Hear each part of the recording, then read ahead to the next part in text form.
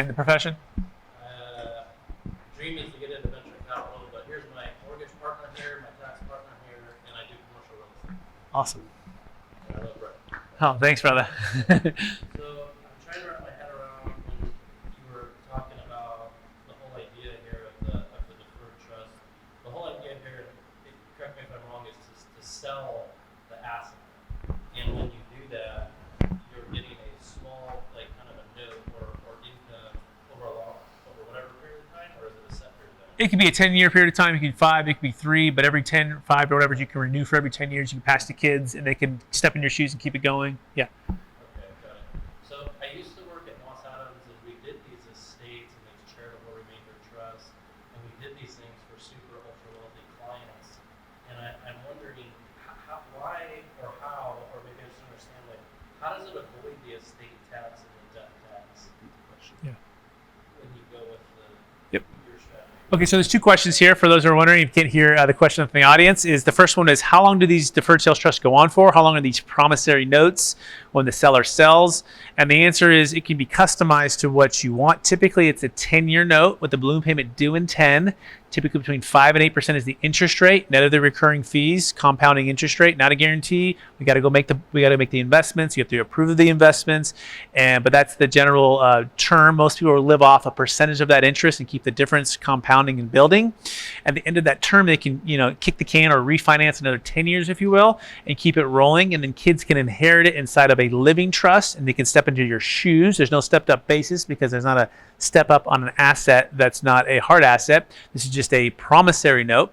Now, the second part of the question was, well, how do you eliminate the estate tax using what's called the Deferred Sales Trust Plus? And the answer is, I don't fully understand exactly how they do that. As a part of it, it's under the NDA. It is a separate tax code that the attorneys have figured out. But what I can tell you, it's a part of like an annuity process, a little bit of annuity based upon the lifetime of the actual client. It may be similar to something you've already done, but without a lot of the restrictions that are involved. Using who I believe is like an Elon Musk of CPA and tax attorneys who created this 26 years ago. So that's kind of the best answer I have for that. They're very rare because 98% of what we're doing is a DST 1.0. 2% is for the ultra high net worth that are above and beyond. So even that part of it, I'm still honestly learning. But that's why I'm not the brain surgeon. I'm just the trustee, right? And so I stay in my lane there. So sorry, I can't answer your question, but that's really the best answer I have. Can I just have one more? Sure. Thank you for that. So I'm just trying, the whole strategy would be to sell something, put the trust in front of it, take that annuity, and then on your other assets or your other income that you're reporting, you're like depreciating assets or you're taking losses on that to offset that gain? Is that the whole? Good question. So the trust can partner with you via an LLC, which you now own. We call this lendership. You're becoming first a lender, but then you form a new LLC, and the trust can be the joint venture partner with you. And that LLC can go purchase, let's say, a $10 million property, of which it has a brand new depreciation schedule, which then you can do cost seg on that. And then the cash flow from the trust could be offset for the dollar to dollar. That would be a good strategy there. Whereas if you did a 1031, you're maintaining the ownership of an asset to an asset, but the old depreciation schedule travels. So yeah, that's one option. In fact, that's the single reason I started the company, was because I wanted my clients to have entrepreneurial freedom to buy and sell real estate whenever they want without the gun of the 1031. And so, but the other side is also true. With Joe's strategy, he was referring to that you have your personal assets, your personal income, right? That is going to go into the stock market and get some of these losses there, right? So as much as you might even have other assets right now that you could depreciate and do some cost seg on, but essentially we're going to look at where's your tax flow and your depreciation, and let's see if we can increase that. And then let's see if we can have the trust pay you, and let's see how much we can offset. Oh, by the way, if we don't have those things yet, let's have the trust delay its income tax and its payment to you for a couple of years. And let's go buy some assets, hopefully, that makes sense on the cash flow and on the intrinsic value. Then let's do the cost seg, and then let's turn it on the trust. So it's kind of like a spigot. You can turn it on and turn it off, and we want to kind of time that when it makes sense for you. Does that answer the question? Really interesting. I didn't think large enough, and maybe I don't understand enough. That was one of my next questions: is what's an example of partnering in a venture with this money? Sure. So I think I understand now. You would form another LLC, and how does that work? You borrow against the deferred thing, or how would that? Let me walk through. The question is, how does the Deferred Sales Trust partner with you as an entrepreneur, a real estate owner, a business owner? And the answer is, step one, you actually close on the trust and it owes you the money. So first, you're just the lender. And a lot of our clients like to be passive and retired, but a lot of them like to be entrepreneurial, right? And so step two is you form a brand new LLC. And just like if Eric or I had Eric had an LLC and I was the money guy, I put up the money, he did all of the sweat equity, he found the deal, he structured the deal.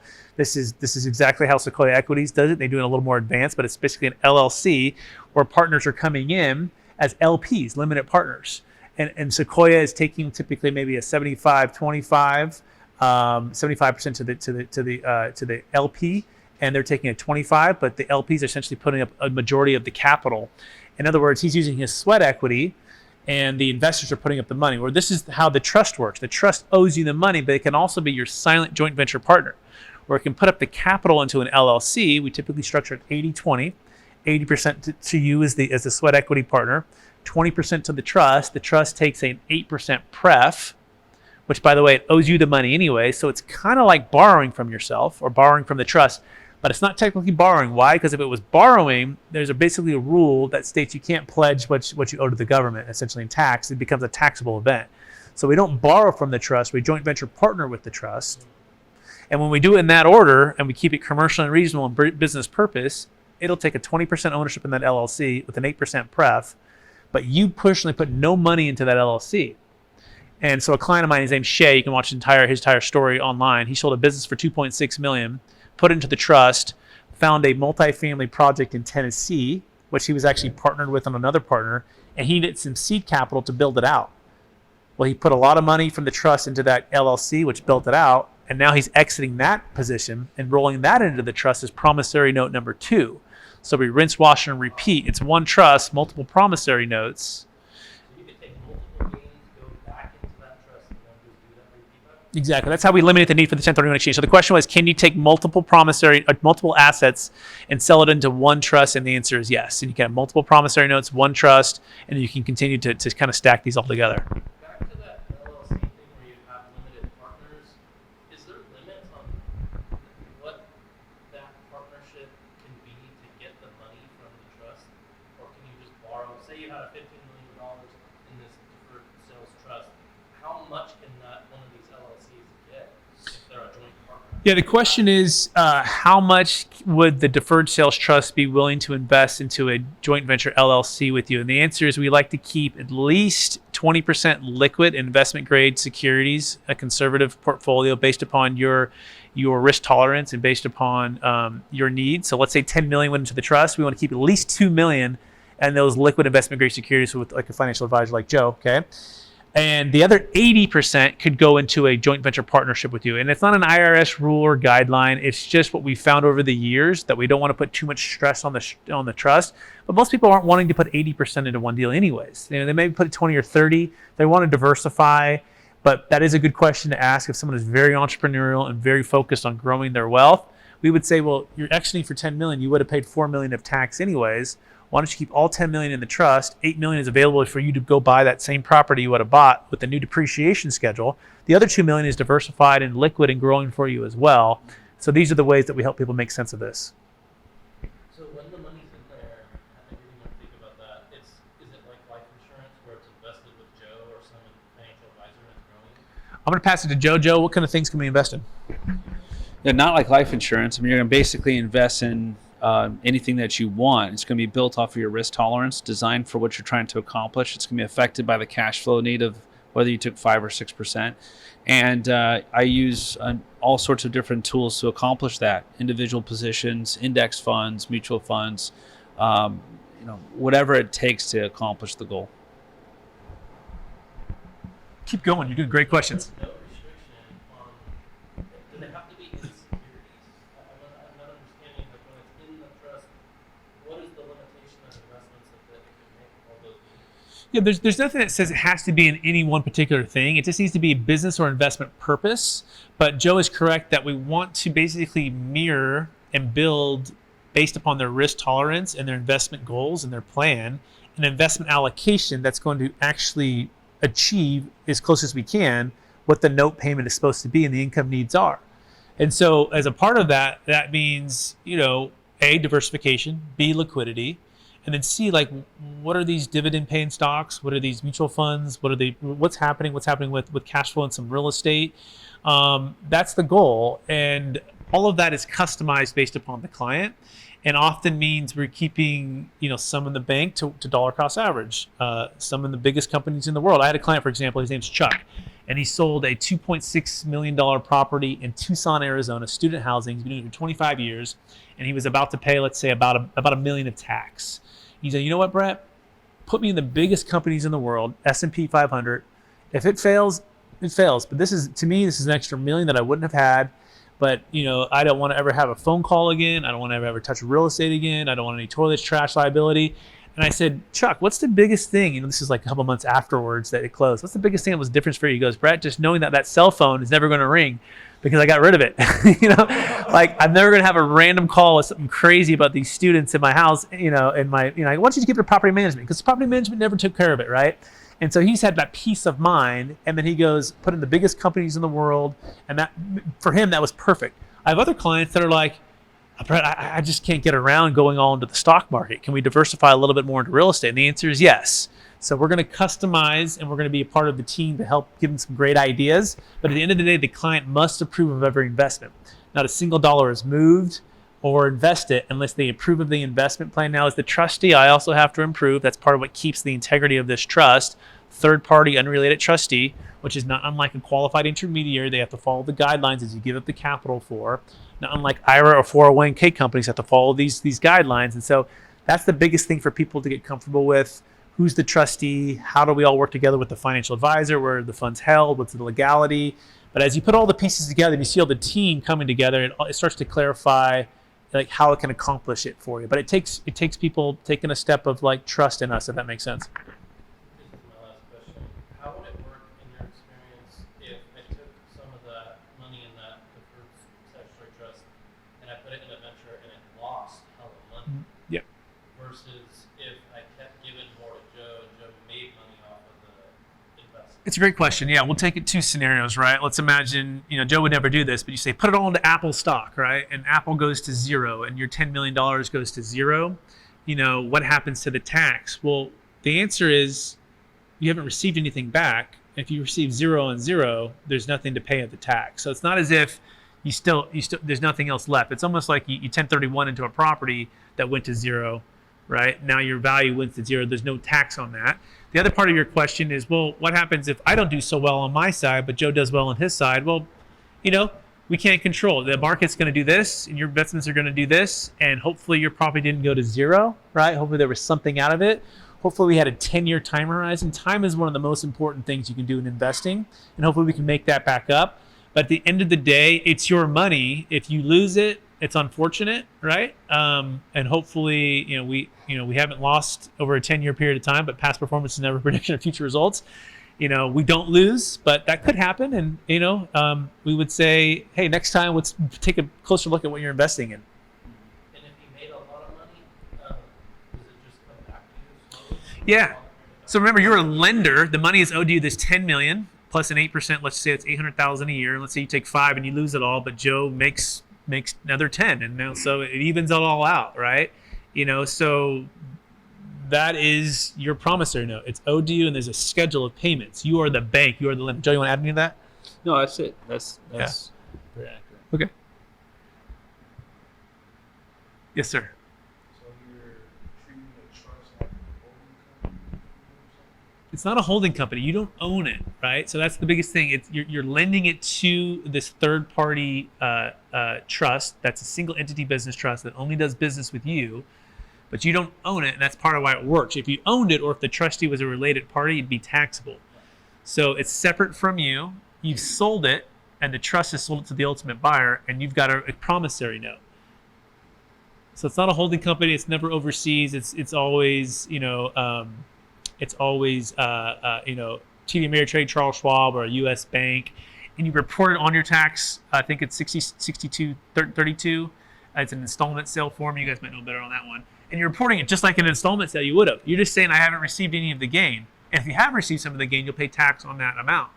And so, so that's the other thing too. Talk about, that'd be good for Tim, like IRS and reporting, and even like the years that go by before they need to do an audit and how that looks.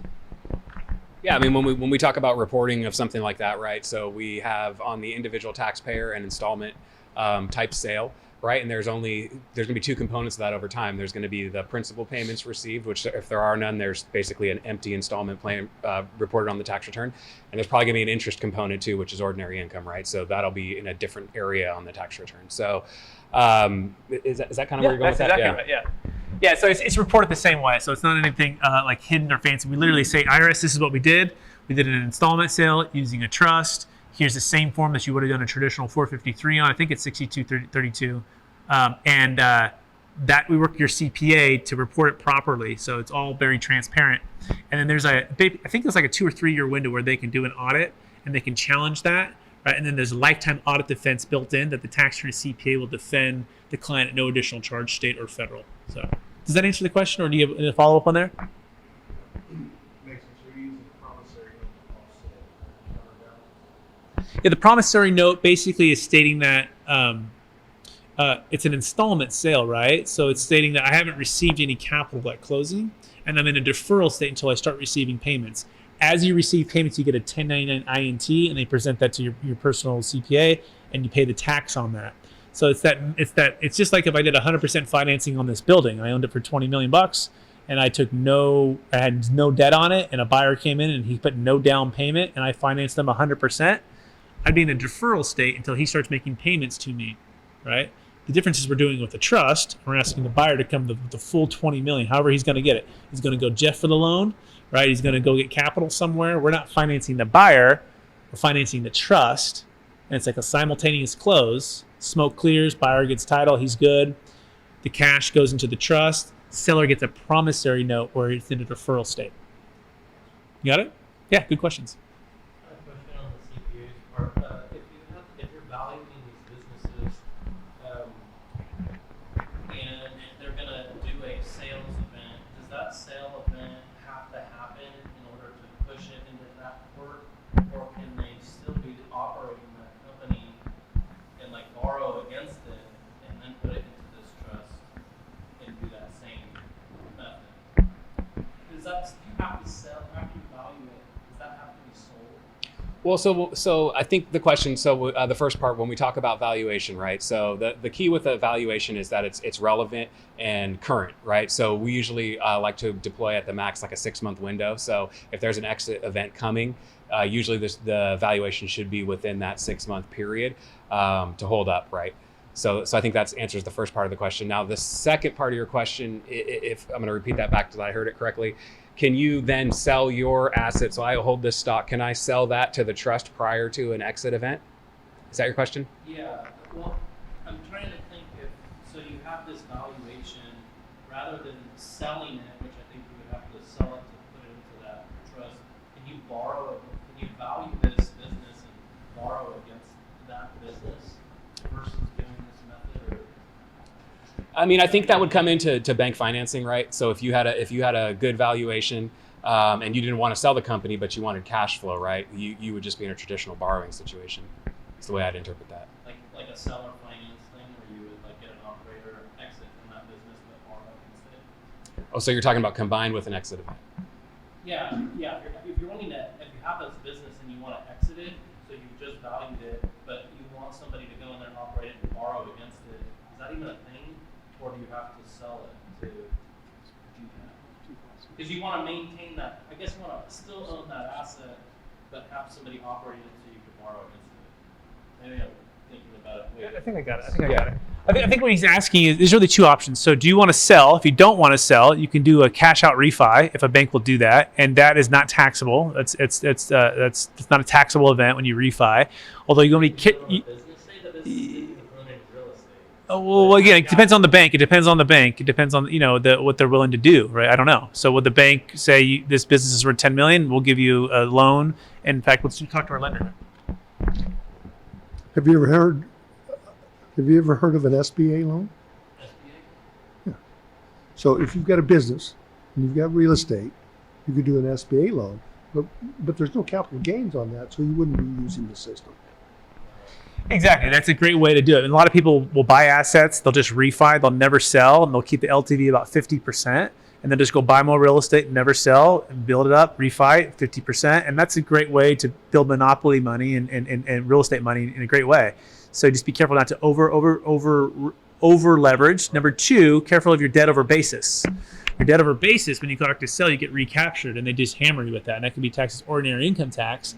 This is when we bring in the Delaware Statutory Trust, which is the second DST, which is a Delaware 1031, and we buy these zero coupon deals, and we do a partial 1031, and we replace the debt over basis and put the rest of it into the Deferred Sales Trust. So back to the Rubik's Cube, we're going to take the cube and we say, hey, the Deferred Sales Trust can't solve that debt over basis, but a Delaware zero coupon can with a high LTV.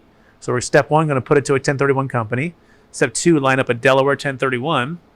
Put to the extent, let's say they have $1 million mortgage over basis and it's an 80% LTV. It's going to take about a $200,000 down payment to replace $1 million of debt. We've just solved that problem. And the rest of it can go into the Deferred Sales Trust. So sometimes it's combining multiple things and just understanding what the complications could be if you're just doing cash out refis. If you're wanting to sell in the near future, it's can recapture. Now, if you just did a traditional 1031, you can also just replace that. That's good. But remember, if you're selling a business, it's not qualifying for a 1031. If you're selling a primary home, it's not qualifying for a 1031. Cryptocurrency, right? The only thing that qualifies for a 1031 is an investment real estate property. Okay, so now back to your other question, can you just finance a traditional buyer? Yes, you can finance a traditional buyer. That's a traditional installment, so that's 453. That's fine. You're going to sell the asset on terms, and you're going to become the lender, and you're going to finance that buyer. What's the downside of that? Well, that person might run the business into the ground. You might have to foreclose and take it back, right? Why not be diversified with the Deferred Sales Trust? Tell him to get his own SBA financing. Go tell him to get his own loan. And now let's take it and let's make more money on that, because a lot of these seller carrybacks are still at like 4 or 5%. Well, what if you can make 7 or 8 or 9%? So these are all the things you want to consider. Does that make sense? Or they pay back early. You want to add to that? Well, I mean, if they pay back early, if business does really well and they just close it out, you get a capital gain that you can't control. So the Deferred Sales Trust allows you to control the timing of your capital gains. So if you're managing your capital losses well, you can take out exactly how much you want to offset it with the gain, the loss, wash it off, and keep doing that. And over time, if there's enough time and enough losses, we're not talking about the ugly losses. We're not talking about you lost money. This is pure paper loss. You can make money and have a paper loss at the same time, and then wash that off over time. And if you're patient, you can get rid of it. I think I was a little confused earlier. Thank you for saying that. I get it. We used to do that a lot. I think I was confused because either you're really holding the asset, or in this case, you're selling it and you're getting that money over a long period, right? Yep, exactly. Yeah, so do you want to sell or buy? It's like the decision tree. If you want to sell, then you can do a 1031, you can do CRT, you can do a Deferred Sales Trust, you can do a Delaware. Let's figure out which solution or solutions is going to help you achieve what you want to achieve. You can do a traditional installment sale. Yeah, each one gives you different pros and cons for sure. I had never heard what you said earlier, backing up the debt over basis scenario. Yeah, because you would be in that recapture moment, which would be bad because you'd be paying tax. But what's that solution that you said again? So it's combining a Deferred Sales Trust with a Delaware Statutory Trust. Just think of it a Delaware 1031. It's basically like a syndication or a small group of properties that these big companies package together, and you can just instantly close after your 1031 into it, and the debt is in their name, typically non-recourse, and it's quick and simple, but very high fees. About 14% of every dollar is going towards fees, not the real estate. But they have their place because they have like an Amazon as a tenant. They have like a Ford Motor as a tenant. And basically the bank says, we'll give you a very high LTV because we know that tenant's going to pay. And therefore, we also will give you high LTV because we know the cash flow is going to go to paying down the debt. So we call it zero because it's zero cash flow to you. And it's all going towards paying down the debt because you have a debt problem over basis, right? So that's a strategy that we imply, and it works actually really great with the Deferred Sales Trust. But again, It only works for investment real estate, right? So you want to make sure that your asset even qualifies for a 1031, which most businesses don't anymore. So, yes, sir. Oh, you'll go next. Yeah. So what are the pitfalls downside of deferred sales trust? So the question is, what are the pitfalls or the downside of the deferred sales trust? I'm gonna start with David because I've been talking a lot, and then I can add to it after that. What do you think, Dave? What do you think of the pitfalls of the downside of the deferred sales trust could be? Offhand, pitfalls would be first, have you done an analysis of everything that is available out there? Do you have an advisory team that has let you know that this is the best option for what you're trying to achieve? One of the things, the key components I like is the ability to continue to, because our clients are entrepreneurs, that they and the ability to do additional business investments. And I think that the general principles of quality investments holds true in the deferred sales trust. So it's just a better vehicle for the future. Those are the things that come to mind for me. Yeah, and I would also say that maybe rephrase the question. What are some of the biggest reasons people wouldn't do a deferred sales trust? Number one would be the deal is just too small. Like you don't have a big enough gain. And what do we like? We see $1 million gain and $1 million net proceeds on average per deal. So if your gain is not big enough, that means your paying of the tax, which is typically 25 to 50% of the gain, so 250 to 500,000. It's not worth the cost and the investment. What's the cost? It's about 1.5% one-time fee on the gross sales price on anything, basically the first million, and then 1.25 above that. And that recovers lifetime audit defense that's paid to the tax attorneys. And as far as ongoing trustee fee and working with Joe, we're about 1.5 to 2% on the AUM. So AUM is the accounts under management, right? Whatever you net after paying closing costs and debt to the trust. So for $1 million, it's about $15,000 to $20,000 per year on a recurring basis. And so you want to make sure that, hey, is my investment in this and my tax liability to defer it, is it actually suitable and makes sense to be able to out earn it? And now we've been able to do that. Again, past performance is not a guarantee of future results, but over a 10-year period, average typically 5, 6, 7, 8% net of recurring fees. Okay.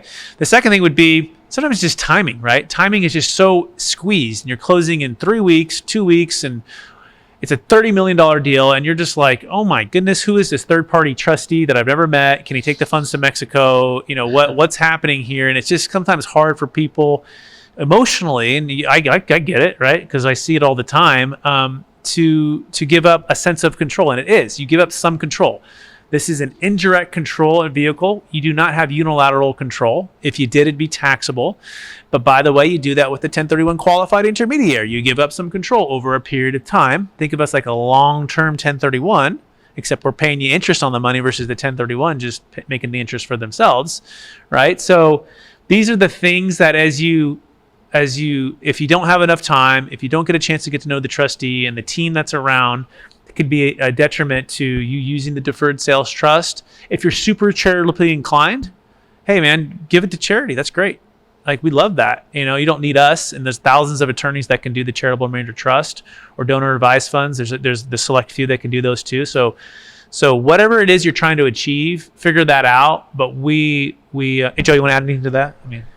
I would just say every strategy has its pros and cons. And so that's why mixing strategy is going to paint the best picture. Charitable remainder unit trusts are great, except for the kids are not getting the money. Deferred sales trust, at least the kids are still involved. So you offset different challenges with each one with another strategy. So you want to paint the right picture using each of these different strategies. You mentioned time in the sale, so let's say you sold this house, how much time do you have? Yeah, so we need to do it before the sale. Very important, right? Before the sale. So if you're selling anything besides investment real estate, we need to set up the trust now before the buyer removes all contingencies, but really pre-plan. That's why we work on a conditional basis. We don't charge a dime unless you use the trust. And for any reason you don't want to use the trust, you don't owe us anything. Okay, so set up prior to even really listing the property. 3 years is I would love for people to show up 3 years. Most of the time it's 30 days, right? 90 days if we're lucky, right? So plan early with us. Number two, if you have investment real estate, yes, we have another window. We can save a failing 1031 exchange. However, you need to make sure you're working with a qualified intermediary that will actually do that. We have that. So come to us and we will connect you with them.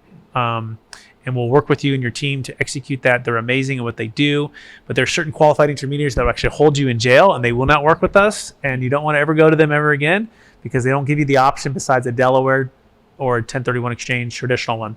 That being said, I think we did have a question over here. Yes, sir. Okay. Real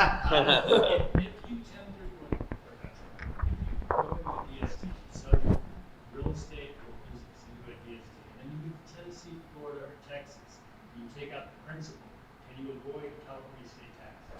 Repeat the question so the camera can hear it. There you go. Okay, I'll repeat the question and Dave.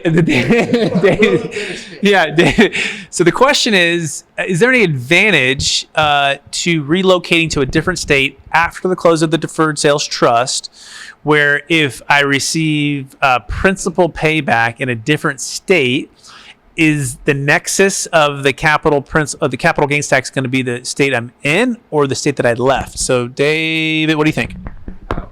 I would say number one, it would be you're now a resident of Tennessee, so that would be the state that you're in. So it would be a no tax state.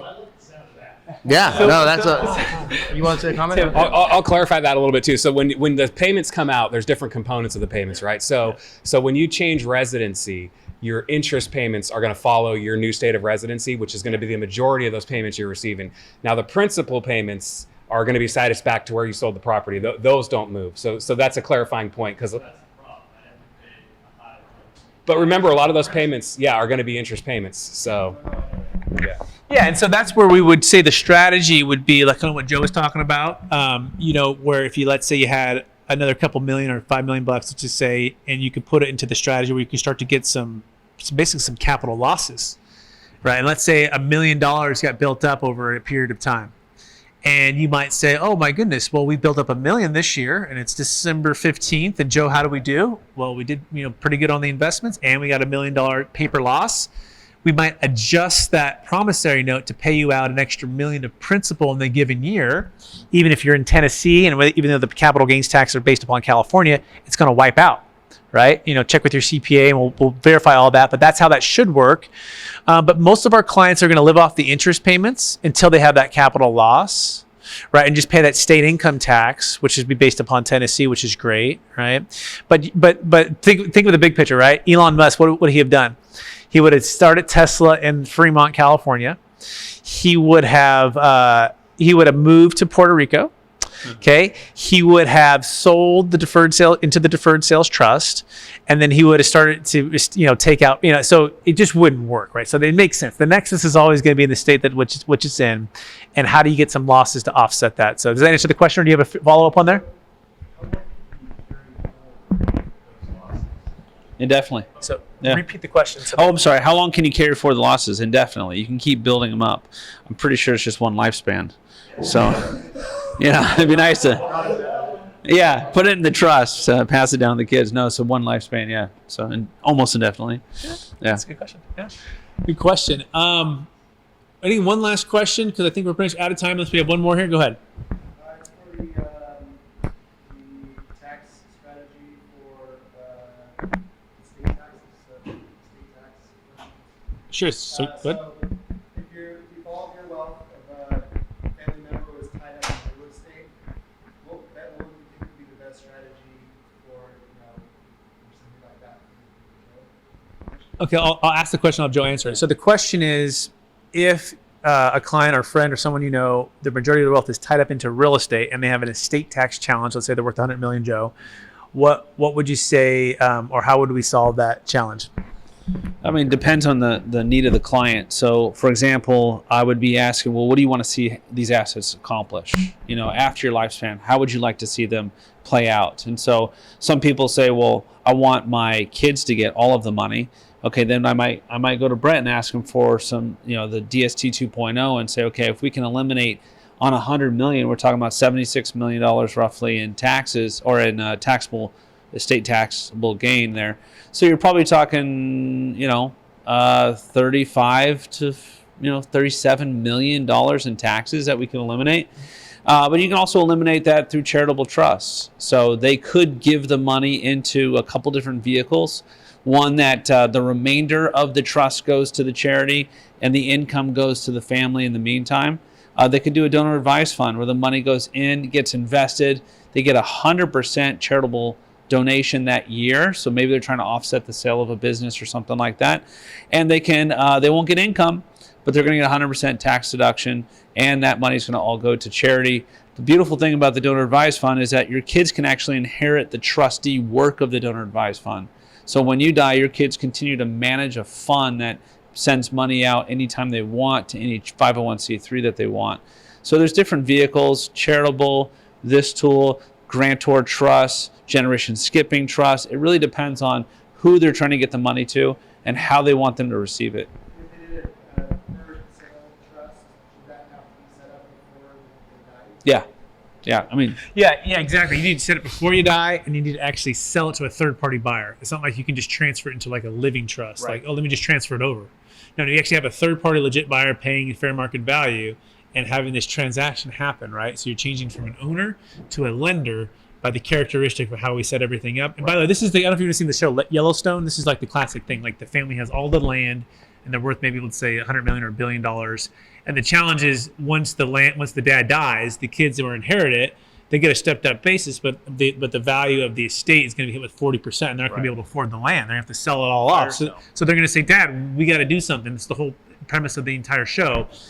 So the answer is sell now while the dad's still alive, move the $1 billion outside of the taxable estate, partner with the trust to go buy more land, okay? Go buy more land. Now, it can be kind of a circular thing here, right?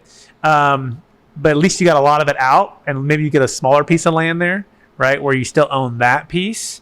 That will still be inside of your taxable estate, but the majority of it's out. But then when dad dies, and you're you can also partner with your kids. So actually, now I'm thinking out loud here. You can partner with your kids, and your kids can buy the land, but the trust can fund that LLC to buy that, and you can have your kid as the majority owner. Right. So that's the key, right? We got to put the people in the places and figure out when they're going to die, or as close as we can be to that. And we want to exit now beforehand and change the characteristic. Does that answer your question? Yeah, and then to wrap it up, how long does it take someone out? We've done deals in 7 days, 72 hours, 2 weeks, but no one likes to work on a fire drill. So we ideally would like to have at least 30 days in advance, right? And we're going to want to work with your CPA, work with the M&A advisor, work with the real estate professional. So get with us earlier, the better. Okay, that's what I would say. So oh yes, we have one more. This is a good one though. I promise. Out of all the deals that you've done that did do this, what's the percentage of them that got audited? And of those, was the audit when they did more risky plays, like that venturing? Yeah, it's less than 0.5% have been audited, and of the ones that got audited, they were random audits, and meaning they weren't triggered by the trust or any of the. There's no real risky plays here. We don't do risky plays. We just follow the book, and they happen to get audited because they're high net worth individuals, and then inside of that audit they found the trust. Now they audit the Deferred Sales Trust. And all those were closed as no change, no findings. On top of that, there was some formal audits. They're called promoter audits, where things are getting so big, and the IRS does internet searches and says, "Well, what's going on here?" And then they look at everything, and they send it back to DC for a few months. And then there's been legal reviews from former IRS attorneys who are tax attorneys who give it thumbs up, and big law firms, tens of thousands of tax returns, and literally it's still perfect, still batting 1,000. The other reason I didn't love that question, but I think my uncle did taxes, and he said, "Oh, yeah, that's cool, Mike. You know about Deferred Sales Trust from your last seminar? He goes, those are the most highly auditable things ever." And he hella shunned me, and I was just like, "Oh, that's Yeah, it's just not true. In fact, audits, and maybe Tim can touch on this, right? Trusts are like at the bottom, right? Some of the highest ones would be like LLCs or maybe S corps or C corps, right? But trusts are like very, very low, and literally on all of ours, the ones that were audited was a $125 million deal, but those are going to be audited almost no matter what. If you're selling something for $125 million, and the client happened to be from Canada, So you have a foreign person selling a $125 million deal. Yeah, that was the one why I got audited. It wasn't triggered by the Deferred Sales Trust, right? And so it's just not true. It's not true at all. I don't know where he got that stat, but yeah. He just likes the, little nephew. Yeah, uncles. All right, everyone. If you want to find more, go to capitalgainstaxsolutions.com. Thanks so much for checking it out. We so appreciate everybody. capitalgainstaxsolutions.com. Bye, everybody.